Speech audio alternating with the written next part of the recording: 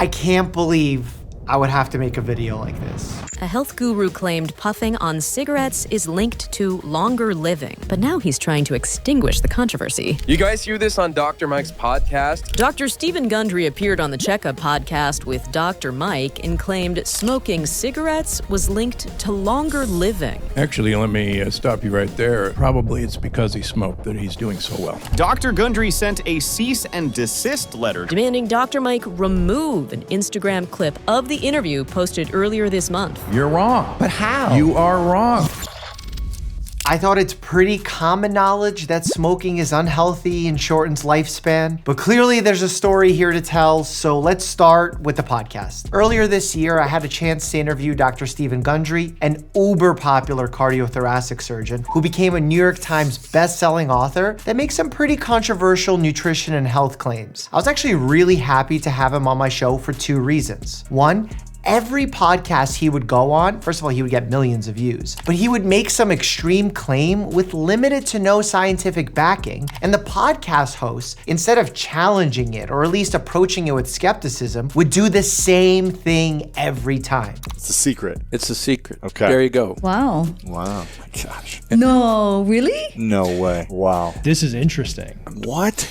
Second, he knew that I disagreed with some of his theories, and yet he was still open to having a debate on those topics. It's pretty rare these days, given that most people prefer the other kind of interviewer who just oohs and ahs at claims made, especially if it helps their podcast get views. The podcast went pretty much as expected, with one major exception. Several times throughout the interview, Dr. Gundry noted that people who lived longer lives could have done so because they smoked cigarettes. I mean, I pushed back on this pretty heavily throughout the entire interview. It made no sense to me that a cardiothoracic surgeon who has to know how destructive cigarettes are to our health and lifespans would somehow glorify smoking. To be clear, Dr. Gundry himself even stated that he doesn't recommend people to smoke, nor does he smoke himself, so the situation was just really confusing.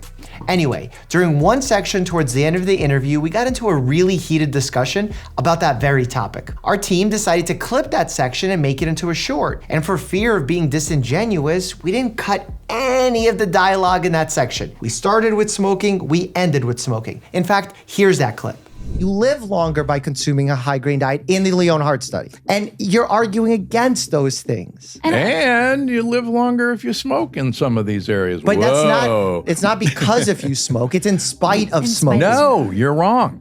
But how? You are wrong. You know smoking is pro-inflammatory. Nicotinic acid is one of the best mitochondrial. Dr. Gundry, we have to end this conversation. The British doctor study Smoking showed is not that good. We need to at least end with British British doctors who smoke have a 30% less incidence of Parkinson's and dementia. Because they die of 10 other diseases beforehand.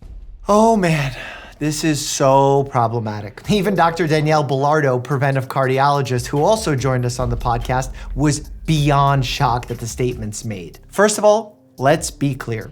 Smoking is a proven risk factor for cancer and cardiovascular disease and is the leading cause of avoidable disease in most industrialized countries. And this translates very clearly to a shorter lifespan. Even in the British doctor study that Dr. Gundry mentions in the clip, confirmed the association between smoking habits and many severe diseases, including the suspected relationship between smoking and 12 different types of cancer. The authors actually found that men who smoked cigarettes continuously died about 10 years younger than lifelong non-smokers, while stopping at age 60, 50, 40, or 30 years gained about 3, 6, 9, 10 years of life expectancy, respectively. Interestingly, on Parkinson's, Dr. Gundry is somewhat correct. There has been some research, including the study he mentioned, that shows smokers tend to have lower rates of Parkinson's disease, but we don't really know why. Even the researchers who analyzed this study wrote very clearly. The findings of this study support the protective effects of tobacco smoking on Parkinson's disease risk. However, the results do not provide a mechanism by which this effect occurs, so it is premature to assume that there is a direct causative relationship between tobacco use and a reduced reduced risk of Parkinson's disease. Correlation versus causation.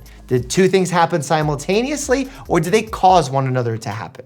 And even Dr. Robert Clark, who published in the medical journal Neurology on the topic, said, current smoking is the leading cause of premature death and disability worldwide, and any such hazards would greatly exceed any potential benefits of current smoking on the risk of Parkinson's disease. But Dr. Gundry did also mention a protective effect for dementia, so let's look at Alzheimer's and dementia. I actually wonder if the Alzheimer's Society in the UK answered this question before. Oh yes, they have. Yes, science! Okay, maybe that's only one source. Let's ask the folks at Alzheimer's Research UK. They write, a recent review of 37 research studies found that compared to never smokers, current smokers were 40% more likely to develop Alzheimer's disease. It's pretty clear that smoking doesn't help and really can increase the risk of Alzheimer's. But what about dementia? Well, a 2019 Lancet commission that was actually focused on dementia prevention ended up ranking smoking as third among 9 modifiable risk factors for developing dementia. Look, all this is to say smoking is not healthy, and it's actually cut millions of lives short. It should not be glamorized, and any potential associations with benefit cannot be used as a rationale for smoking. At best, it could be used for studying mechanisms of disease and improving the search for new treatments. Clearly, Dr. Gundry does not agree with me, but he also may not want you to know that, given that after I posted that clip on Instagram, his team immediately sent us a cease and desist to take down that clip. They said something along the lines of, we made it look like he recommends smoking. Let's be clear. Dr. Gundry doesn't recommend smoking, but it's fairly clear he believes some live long lives because they smoke. I hope the information I just provided made it clear that's not true. What a mess.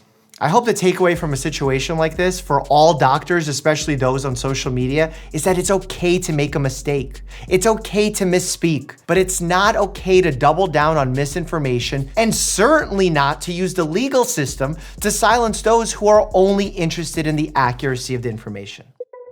Despite all this, my battle against misinformation lives on. So click here to check out a YouTube channel that's spreading misinformation about weight loss. As always, stay happy and healthy.